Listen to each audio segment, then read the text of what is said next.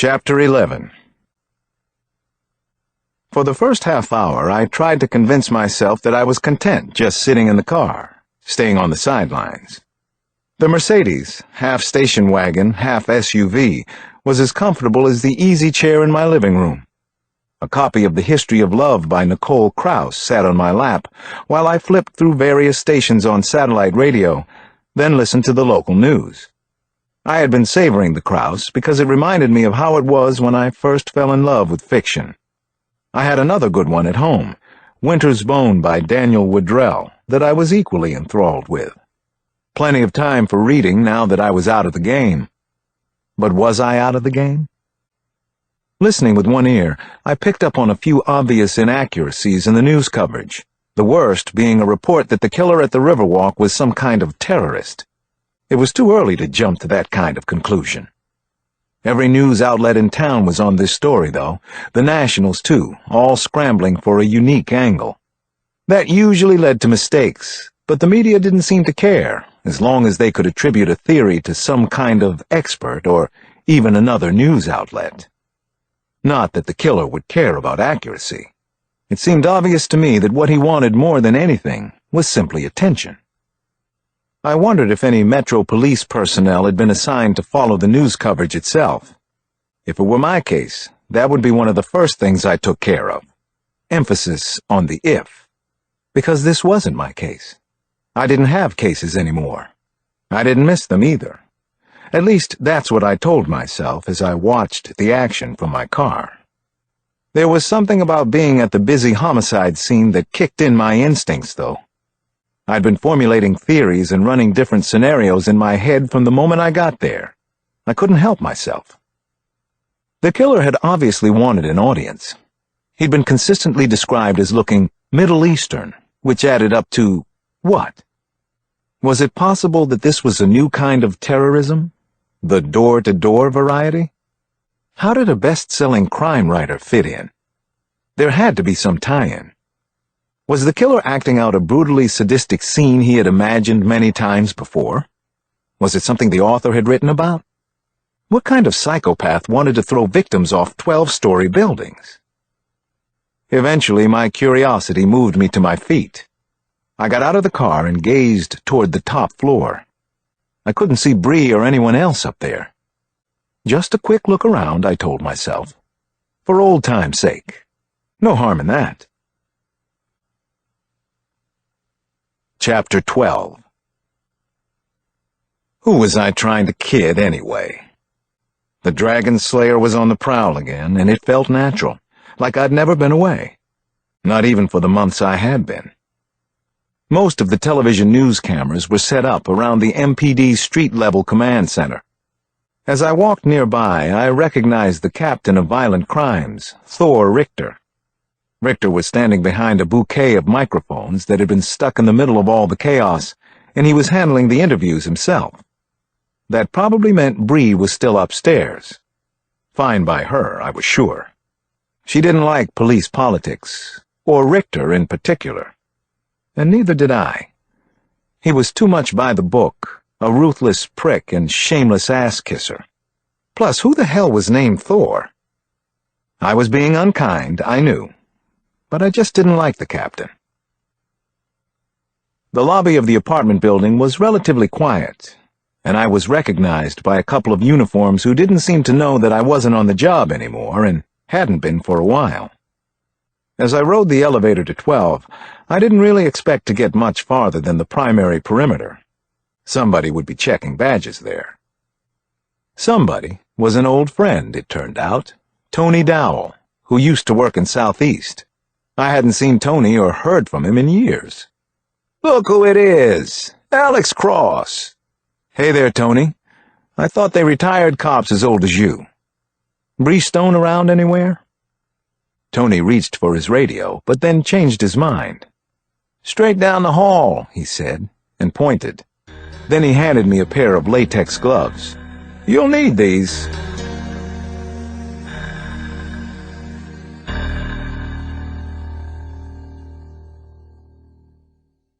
Chapter 13. I felt a little shiver of anticipation, then kind of an unpleasant chill. Was it that easy to step back into the line of fire, or whatever this was? At the front door to apartment 12F, a small Asian man I recognized as an MPD techie was dusting for prints. That told me it would be relatively calm inside. Chemical elements aren't introduced until the evidence collection teams are finished.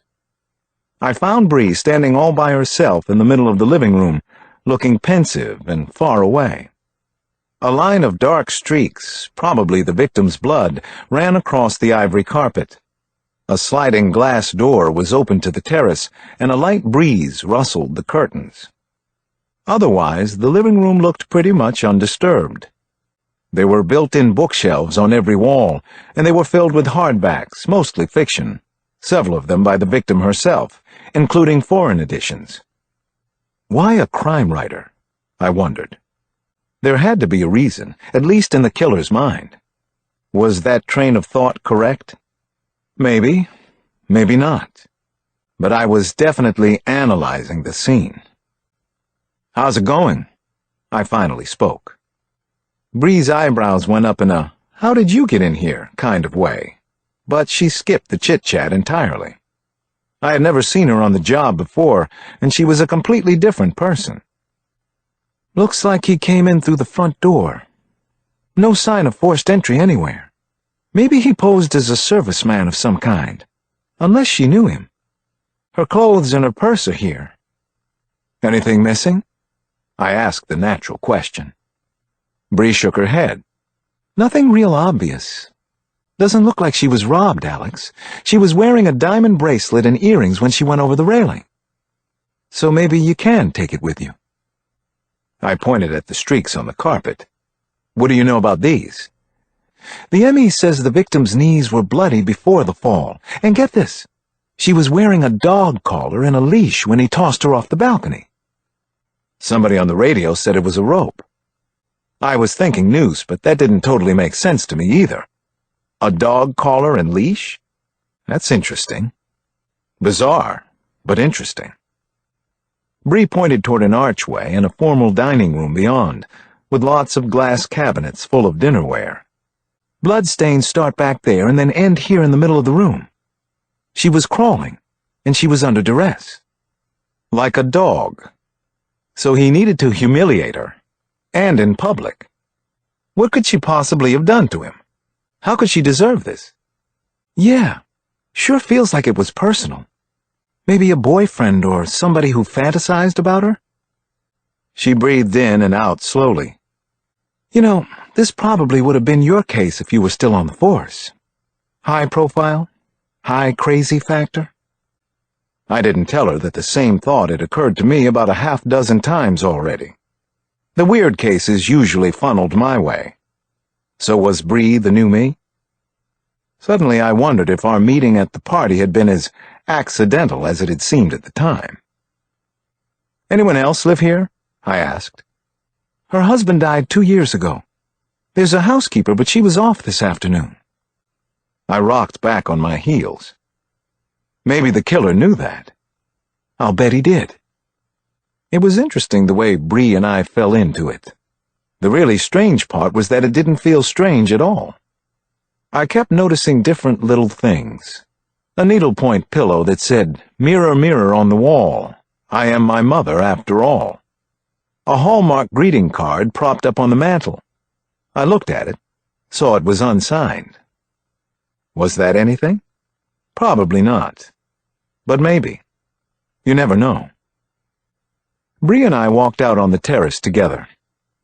"So, he's got every opportunity to kill her in private, but he marches her out here, throws her off the balcony instead," Bree said, talking more to herself than to anyone else.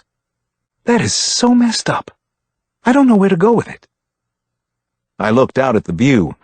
A couple of other luxury apartment buildings across the street, the National Zoo down a bit to the left. More trees than you would see in most big cities. Very pretty, actually. The twinkling lights at night, the patches of dark green dramatically lit. Straight below us was the three-sided driveway, a working fountain, and a wide sidewalk out front, plus hundreds of spectators. Then something hit me. Or rather, something I suspected suddenly felt true enough to say out loud. He didn't know her personally, Bree. I don't think so. That's not what this is about. Bree turned and looked at me. Keep going. He didn't kill her personally, if that makes any sense. What I mean is that this was a public execution right from the start. It was all about having an audience. He wanted as many people as possible to watch him kill her. This was a performance. The killer came here to put on a show. At some point, he may have even stood down there and picked this terrace out for the murder. Chapter 14. And then there were 3 of us. My friend Samson had walked into the living room, all 6'9", 240 pounds of him. I knew Samson was probably surprised to see me, but he played it deadpan, the usual for the big man. "You looking to rent?" he asked. "Place is available from what I hear. Probably go cheap after today." "Just passing through. Neighborhood's a little too rich for my pocketbook." "Passing through doesn't pay the same as consulting, sugar. You need a better business plan." "So what have you got, John?" Bree asked. She called him John. I'd been calling him Samson since we were kids. Both ways worked fine, though. Nobody seemed to notice our boy come in or out of the building. As we speak, they're running all of today's surveillance tapes. Such as it goes, this place is fairly tight, security-wise.